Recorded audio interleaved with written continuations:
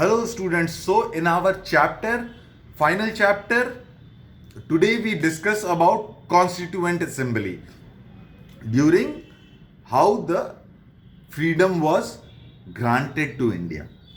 The Congress swept the elections to the Constituent Assembly in July 1946. A Congress-led interim government was formed with Jawaharlal Nehru as the vice president. The Muslim League observed 16th August 1946 as Direct Action Day for the creation of Pakistan, and there was large-scale communal violence.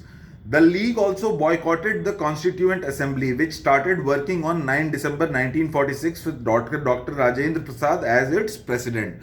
Dr. Rajendra Prasad was the first president of India, and Dr. Rajendra Prasad, he hailed from Bihar.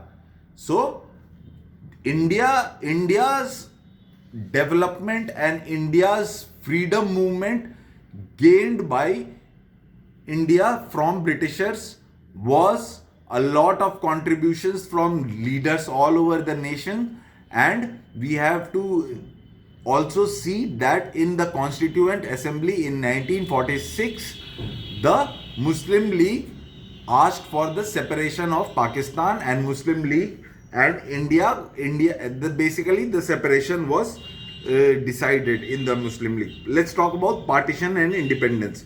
Admiral Lord Louis Mountbatten was made the Viceroy of India in 1947. In June that year, he drew up the Mountbatten Plan. The plan announced that India would be free in August 1947, but divided into two nations, India and Pakistan. So Lord Mountbatten was the person who said that India would be divided into India and Pakistan, but by August 1947, India would be a free sovereign, free country, and it would become later on during the period of time. India also became a sovereign republic in 1950. So basically, this is what the idea was of Lord Mountbatten. Pakistan would compromise Baluchistan, Sindh, the northwest frontier province, and the Muslim majority areas of Punjab and Bengal.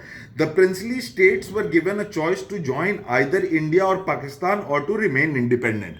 So, we have discussed about princely states, so I want you to research upon the princely states. Okay, so make sure that the idea of India's freedom was given to the princely states that they can remain independent. But when India got independent, all of the princely states in India, they said that we will be part of India and not remain independent states. But during Pakistan's time, Pakistan was asked to compromise Balochistan, Sindh, the northwest frontier province, and the Muslim majority areas of Punjab and Bengal. So this was the idea.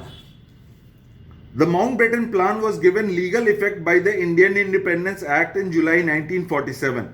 The two independent dominions of India and Pakistan were created at midnight on 14th and 15th of August 1947. Most of the princely states joined the dominion of India by signing the instrument of accession before 15th August 1947. Vallabhbhai Patel played an important role in the process.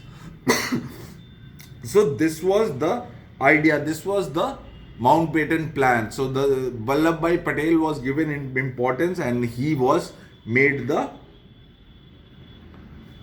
important leader in this process altogether. Muhammad Ali Jinnah became the first Governor General of Pakistan. Lord Mountbatten, the last Viceroy of British India, became the first Governor General of the Dominion of India. He was succeeded by C. Rajgopalachari. The Constituent Assembly became India's parliament, and Jawaharlal Nehru, India's first Prime Minister. So Jawaharlal Nehru was made the Prime Minister of India. He was the first Prime Minister.